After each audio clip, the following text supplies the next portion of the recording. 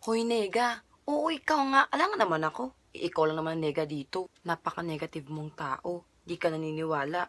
Ang dami na ngang kumita.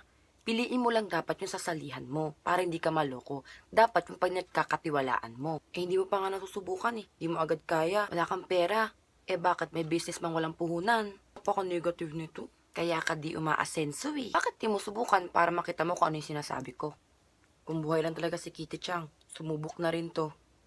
Piliin mo kasi dapat yung taong pinagkakatiwalaan mo. Hindi yung papasok ka sa M Goldex, wala ka namang tiwala or hindi mo naman kilala yung taong pinasukan mo. Di maluloko ka nga. Hindi naman yung M Goldex or yung Global Intergold yung manloloko kundi yung taong pinasukan mo. Yung taong yun, ginamit yung M Goldex or yung Global Intergold para lokohin kayong mga tao. Bakit di mo subukan para malaman mo yung sinasabi ko? Sure cash dito. Team tayo dito. Promise na promise. Bye-bye.